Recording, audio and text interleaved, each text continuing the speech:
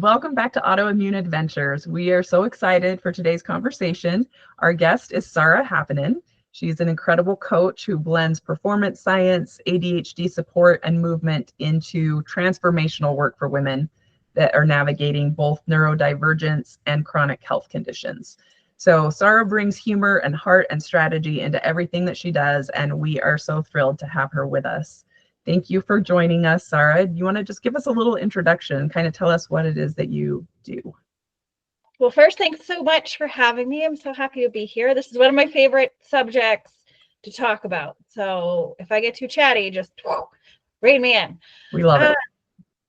So I've been helping humans live happier, healthier lives my whole life. I wasn't really sure what I wanted to study in school.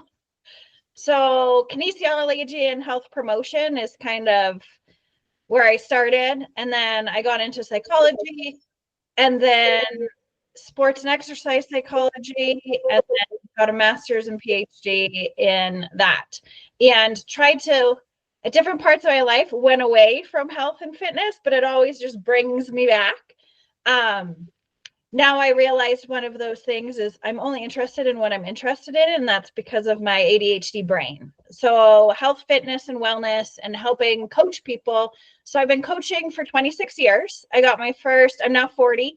I got my first coaching certificate at 14, and really just loving to help people where they're at and helping them move forward. So I really like to work with ADHDers who have chronic conditions, whether that's autoimmune disease or the thing is in health is a lot of people don't take action until something goes wrong.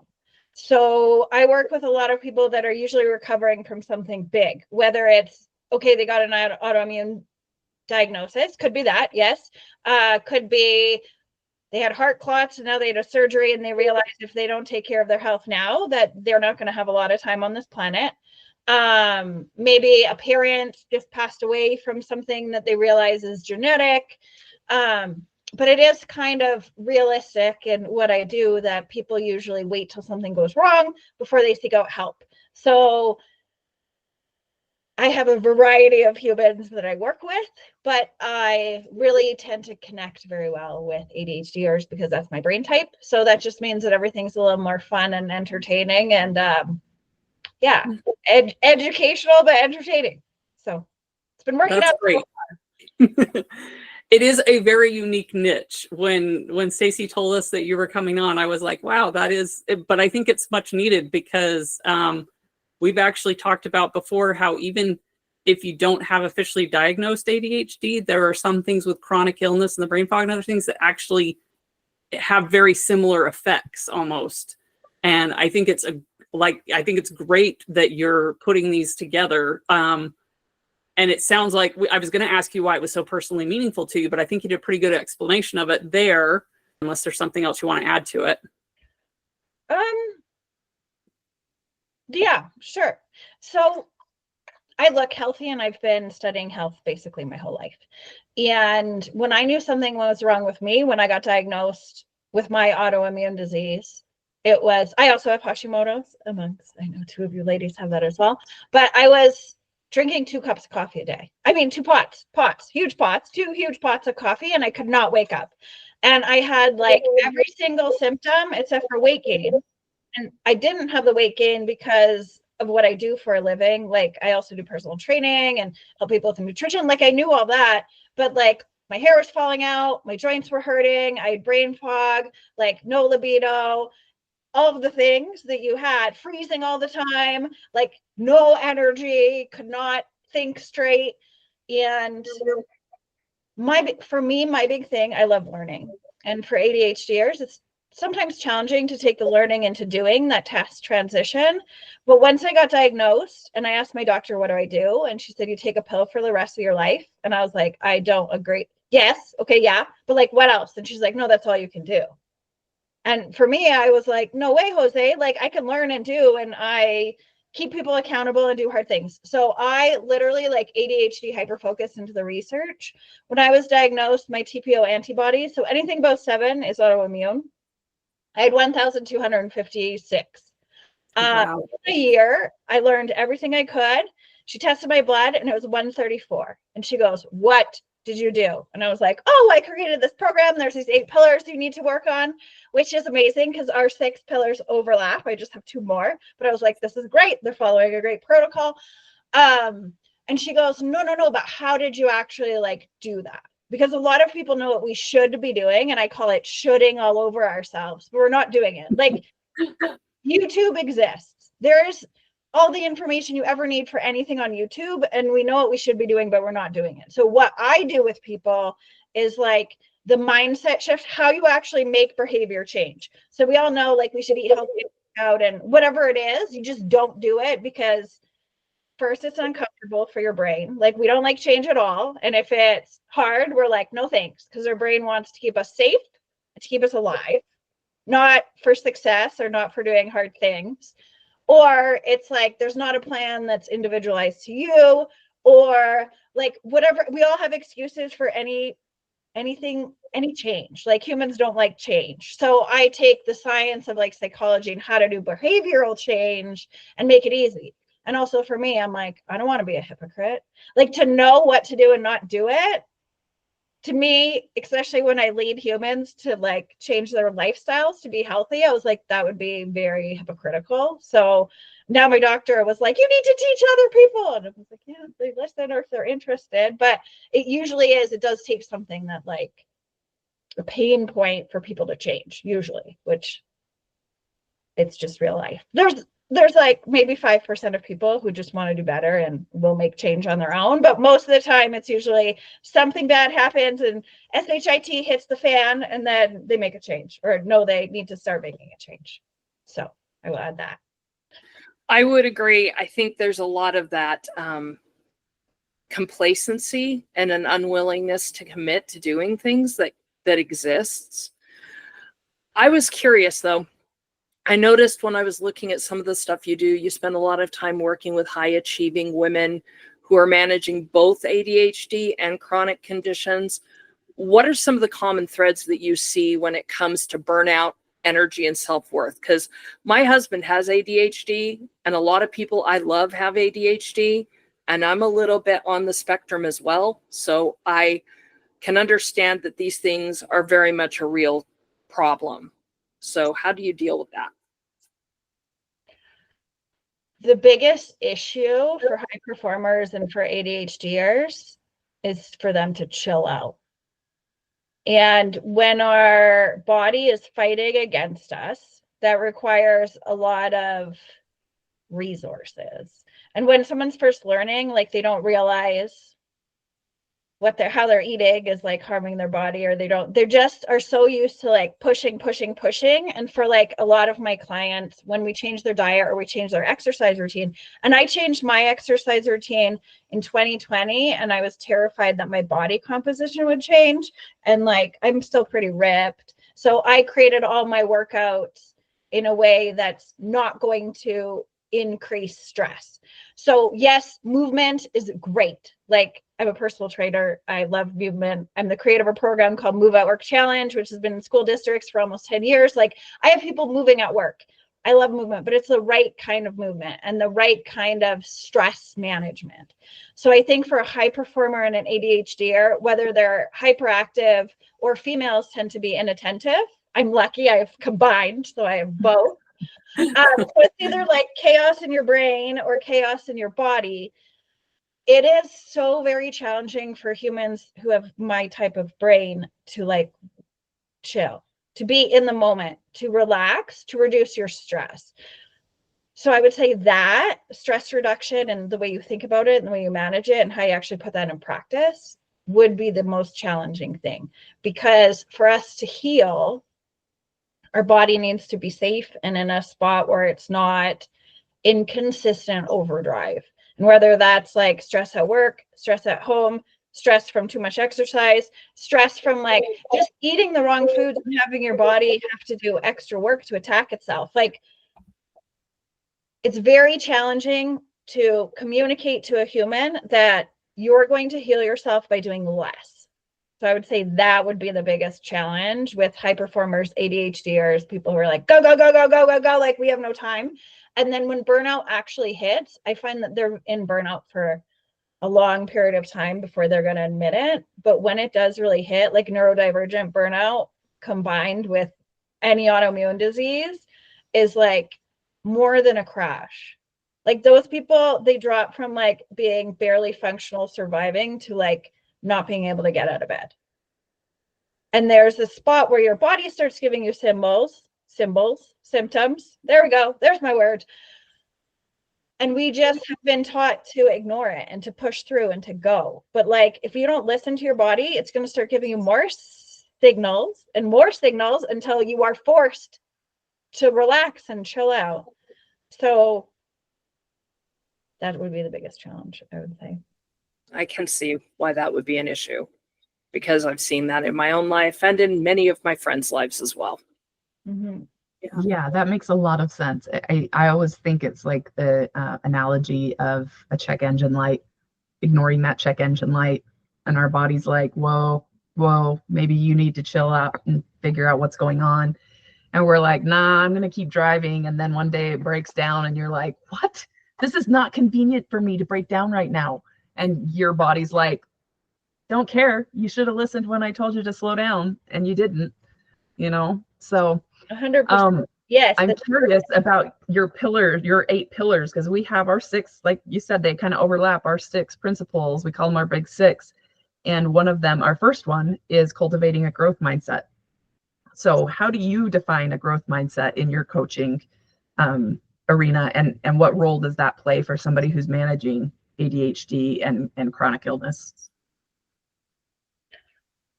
For me, a growth mindset is the idea that you can consistently improve. You can consistently be a better human. You can consistently, even if it's one tiny, my big concept, I always say like 1% better. But if you take one tiny thing that's a little bit hard. Like, I don't want anyone to ever I'm obsessed with mountains. I live in Denver, Colorado. So I use mountains in my branding a lot. I have a mountain mural on my wall, but I also use it as a metaphor. I'm like, you can't jump to the top of a mountain. You have to take every step. If you're super rich, maybe you can hire a heli-ski company, and then once in a while you can jump to the mountain. But there are these tiny little steps, and I use these corny sayings like, if it doesn't challenge you, it doesn't change you.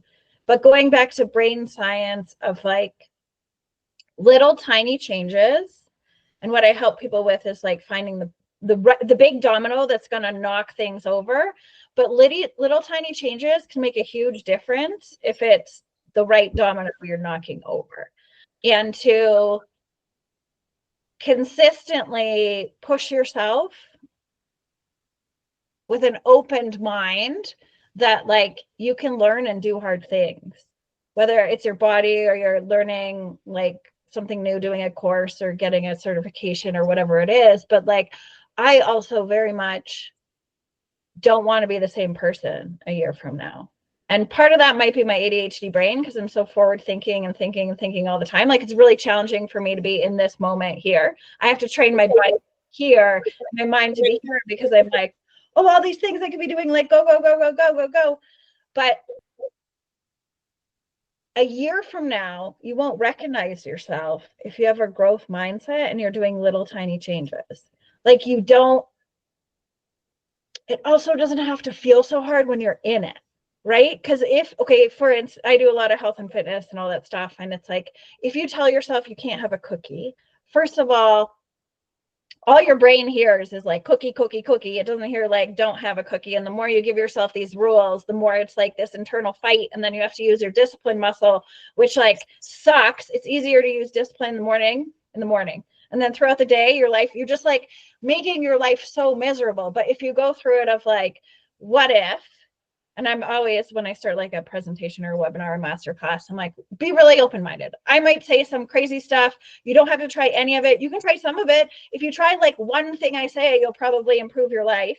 But you have to be very open to that and trusting of the humans that are guiding you, and they know what they're talking about. But I think for me, it's like there's people in my family that are very happy with where they are at. And that is very motivating for me, because I don't ever want to be in a spot that I'm like, oh, if I'm exactly in the same spot next year, that I'm going to be happy with that.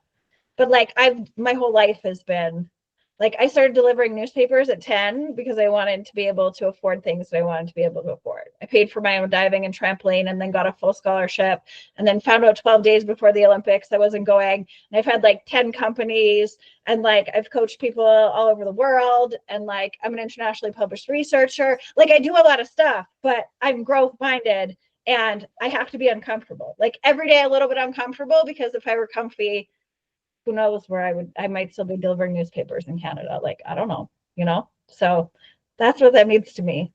I love that. And I love that you say I have to be a little uncomfortable, and it's go, go, go, and I love that you talked about mountains, because you might not know this, but that is our theme as well, is mountains. And we talk about living with chronic illness as a journey that we are on. And we're hiking up a mountain, and we didn't necessarily ask to hike up this mountain, but that is how we have to go. There's no other direction for us to go.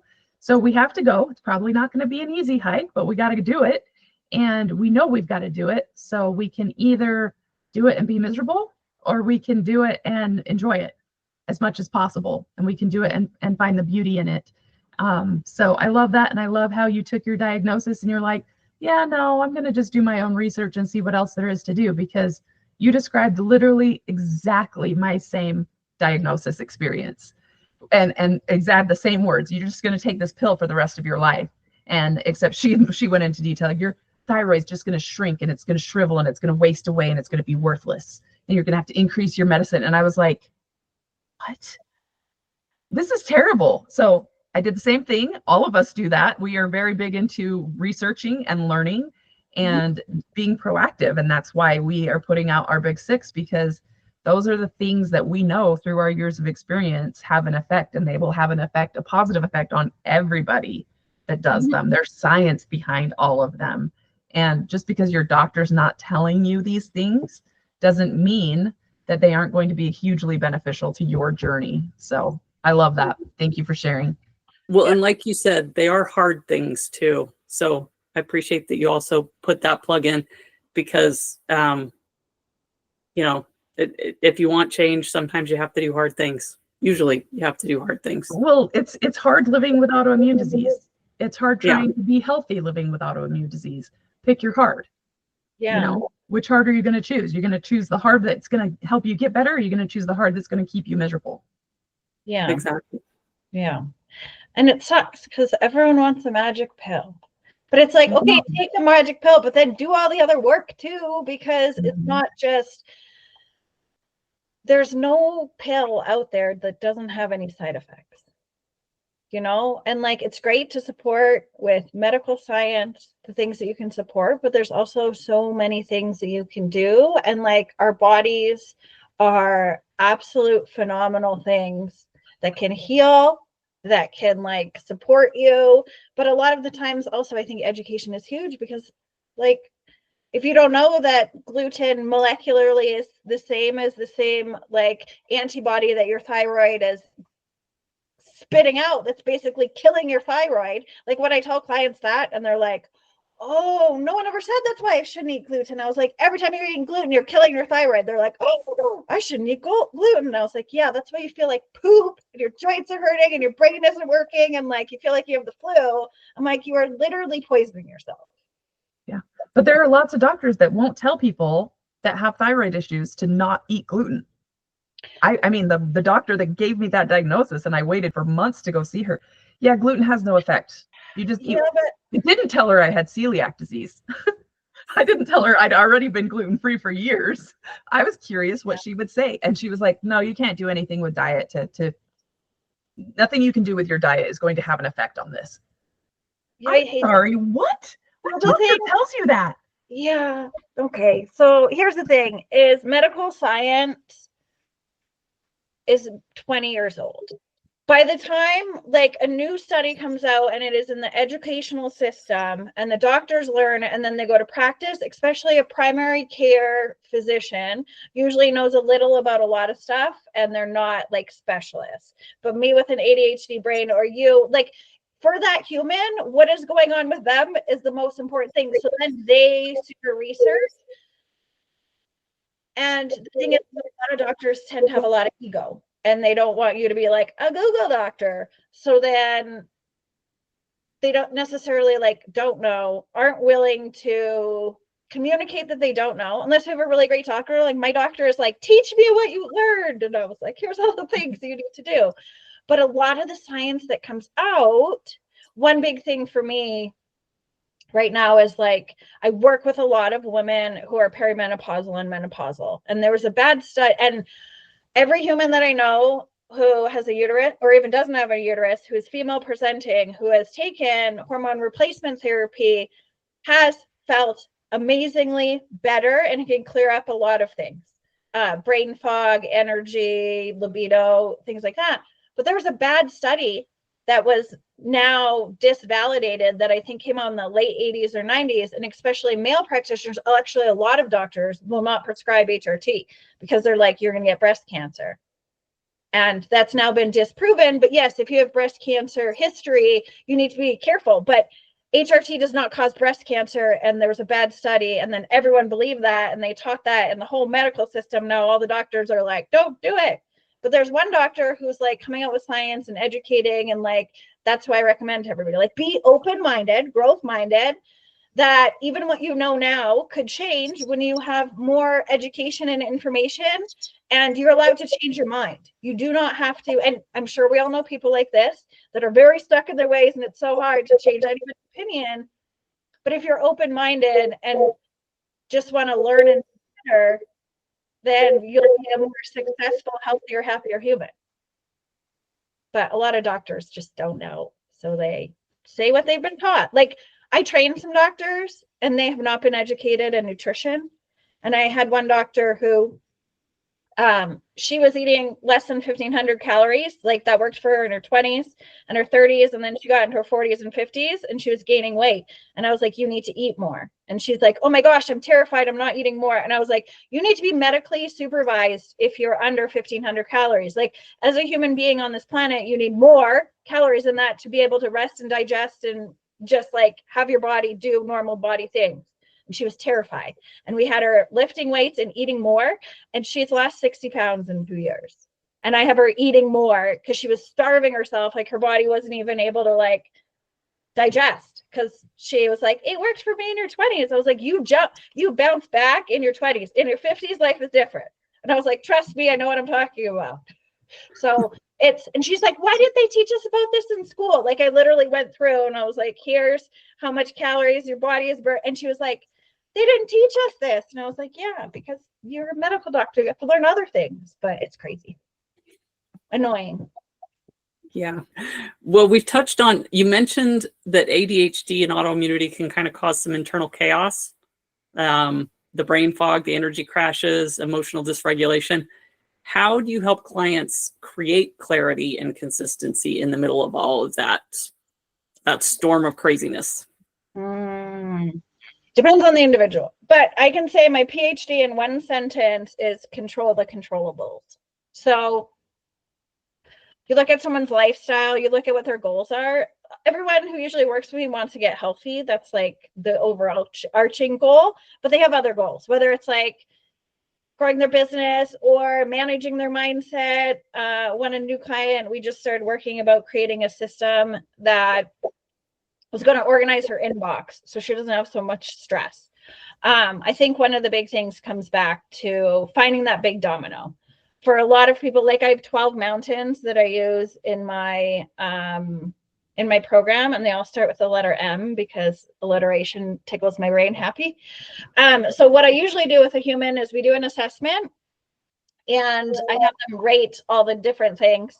And usually the fastest way to success, in my experience, is to take the top like 2 or 3 things that they're ranking the lowest and give them skills and tools for that, because then they're going to like jump they'll take a little elevator for a part of the mountain. They still have to climb the mountain. It's still going to be hard.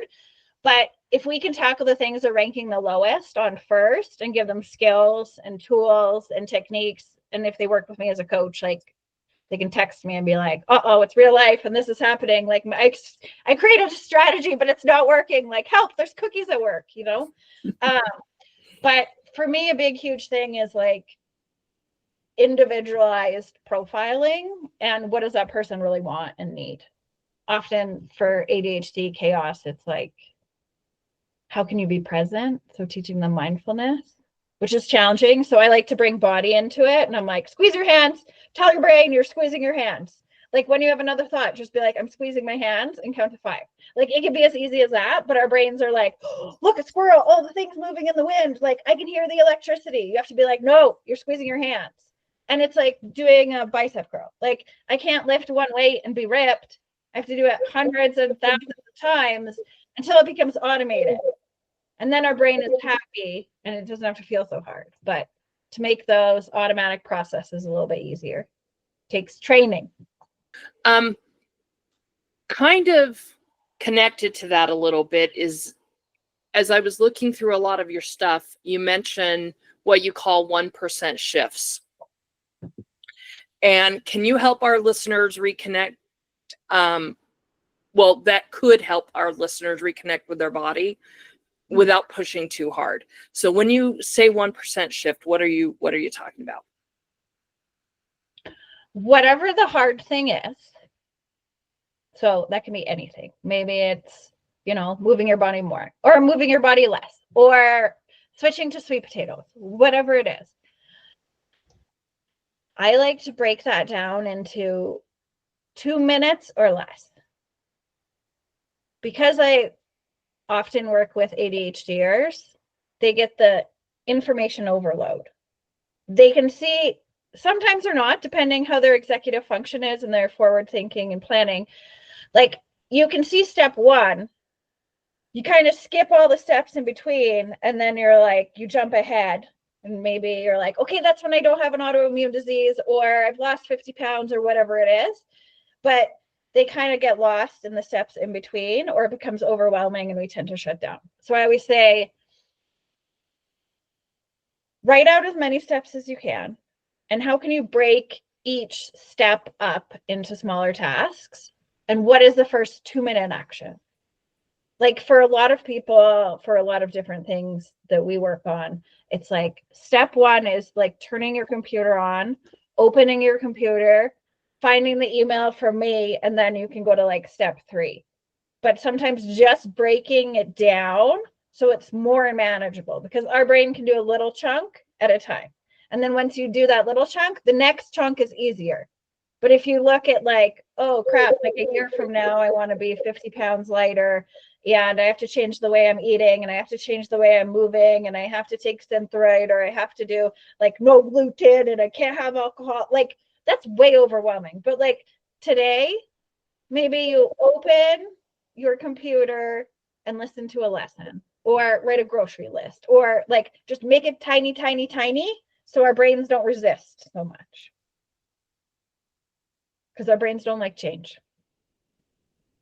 I would agree, and I love that. That's yeah, I love that too. It reminds me, Stacy, of the app that we love. We have an app called Fabulous that tells us to do that exact thing. Like if something is, and I actually think that app was developed for folks with ADHD, if I recall correctly, and they have several sister apps that help. But one of the things they reiterate in that app is if something feels too difficult or like it's too much, do exactly what you just said. Just break it into smaller steps and do the first step. And if that step feels too much, break that step into smaller steps and do that much. And it just gives you a little bit of momentum and you realize you can do something. Maybe you can't do all the things, but you can do something. So I find it empowering for people like me anyway, and the way my brain works. So, but on our podcast, we talk a lot about self-advocacy and how important it is to learn how to advocate for yourself when you are living with chronic illness. So how do you help your clients advocate for their needs, whether it's in a healthcare setting or relationships or at work? prioritizing yourself is something I teach all my humans when they work with me, but it is one of the most challenging things for a lot of women. A lot of people I work with are teachers or nurses or moms, and they're really used to putting everyone else's needs before their own. And what happens is that takes away from you. So flipping that, I call it like flipping the pyramid and being able to prioritize yourself, like all that goodness is going to trickle down not only to yourself and you'll start feeling better, but to your children, to your significant others, to your workmates. Like everybody wins when you prioritize yourself first. So for one of the things when we start working together is like the mindset shift. And with that, we do a lot of like self-identity work and working on our language. And just a really good tip that would be good for your listeners is like, it feels a little imposter syndrome-y at the beginning, but we are kind of, and I hate the term fake it till you make it, but we're tricking our brains so that it starts to become true. When you first start saying things that aren't true about yourself to your brain, you get a lot of resistance. But the more you say it, especially writing it down pen to paper, you get different neurological connections.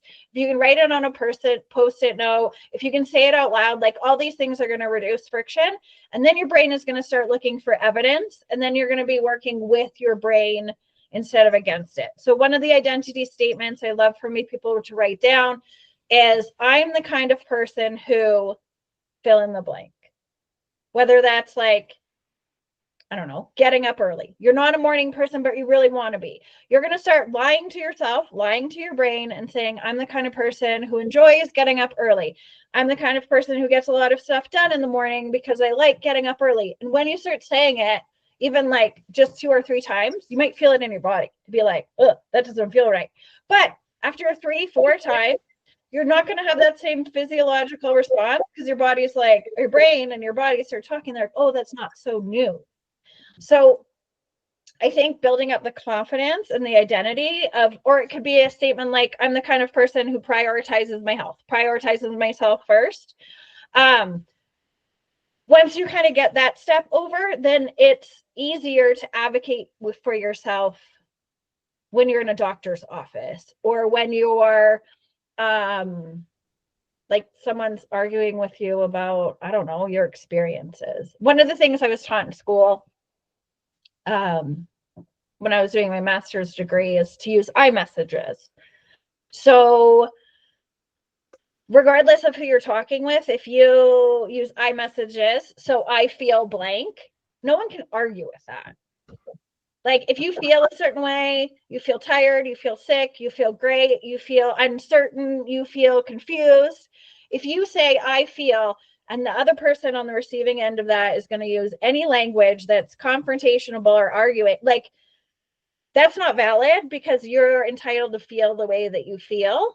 And we kind of have to be careful with the language we use with, especially if we've been doing our own like Google research and we're advocating for ourselves with a doctor who thinks they know more than us, but like, you know, your body and you know, your brain more than any doctor ever could. Like whenever I have a new client in the gym, I was like, as much as I know about everything, like anatomy and physiology, I was like, if something does not feel right for you, like, let me know. There are thousands of ways to move your body. There are thousands of ways to do other things, but I want you to like advocate and listen to yourself.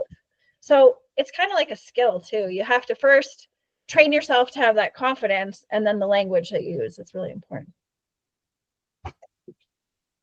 Thanks. That's a great skill to build and a great way, like you said, even if it's just 1%. I know one time we were talking and we said, hey, even if it's just 0.11, if you're having a really hard day, any improvement is improvement. And that's great. Yeah. You're talking about how you work with identity. We noticed that you especially work with former athletes and achievers and relating to identity. How can somebody begin to rebuild their sense of self after a diagnosis or health setback when maybe especially if they've been in a job or a profession, you know, like where they're their body was a key component to their success, I guess, and then their body just physically can't do what it used to anymore. Like, how do you help them rebuild that sense of self? Ooh, that's challenging. It depends. I mean, we did a whole course on a lot of athletes feel like they lose themselves when they retire because you give your whole everything to one specific thing, and then it gets taken away from you, or your body decides it's no longer on board. It is a lot of not toxic positivity, but it's a lot of training of self-identity, self-talk, the language you're doing, and keeping in mind that like our brain is wired to look for negative things. Like back in the day, we came out of our cave. We're like, where's the danger? Is it raining? Is there a tiger chasing me? Where's the danger? We don't come out and say, oh, it's a beautiful day. Look at all the flowers. But you kind of, and it is very challenging if you're in a situation where your body is no longer on board to be like, oh, I feel great about this, you know, when it's not that situation. But there's a lot of science behind, like, your mindset can determine your health outcomes for people like after surgery, people who've lost limbs, people who are in wheelchairs, like people are debilitated in any way. Like the way that you think it's going to go, your brain will find evidence. So it is kind of back to what I was talking about when you're using like iMessages. It's going to feel like you're lying to yourself a lot. Like if you're like, it's okay, or it's going to be okay is better language to use. And I think to be honest with yourself of here's where I'm at now. I can do only what I can do. I can only control the controllables that I can control from here moving forward. And I know like for a lot of autoimmune or chronic things, like we look back, and for me, because I was a diver, I truly believe that one of the reasons my autoimmune issues is like I was soaking chlorine every day, multiple times a day, and then coaching in pools where I was huffing chlorine all the time, and then finding out that like chlorine, fluoride, and bromine like kill your thyroid. And I was like, oh, and 17 of my teammates also have thyroid issues, and 3 of them in thyroid cancer. And they're like, Saara, there's no science around this. I was like, I would do the research, but who's going to pay for it? And I have published research, and it is boring and a lot of things I don't like to do. But I was like, realistically, who is going to pay for this research? And the thing is, when you're in the chlorine, you don't have the thyroid issues. You have the thyroid issues when you're in your 30s. And then it like shows up way later. And who's going to say, it's just like, if I had all the time in the world, then maybe I'll do a study on like chlorine is bad for your thyroid. But there's not a lot of science out there, because who's going to do that study? You know, like Synthroid isn't going to fund that, or maybe, I don't know. We'll see. You never know. Probably not. Yeah. Bring me back to the question. It was, I went down a rabbit hole and I forget. Oh, sorry. It was, how do you help them rebuild their sense of self? Oh, yes. So it's training and challenging, but I would say focus on the things that you can control, educate yourself a lot about what's going on in your body. And then you always want to look for that main domino, because maybe, and for a lot of people, they probably don't want to hear this, but like diet and the food you eat is going to make the biggest effect. And for a lot of people, like food is comfort. A lot of ADHDers, like we're seeking dopamine all the time, and we want the crunchy processed food that's full of that chemists made to make the taste go away, so your brain wants it more. Like eat European food if you can. I mean, usually diet, like pick one hard thing. Don't try and do all the hard things at once. Like what's if you know what the domino is, start with the domino. And then I think a lot of brain training as far as how you're speaking to yourself, meeting yourself where you are, self-identity, like it's a lot of work, but doable.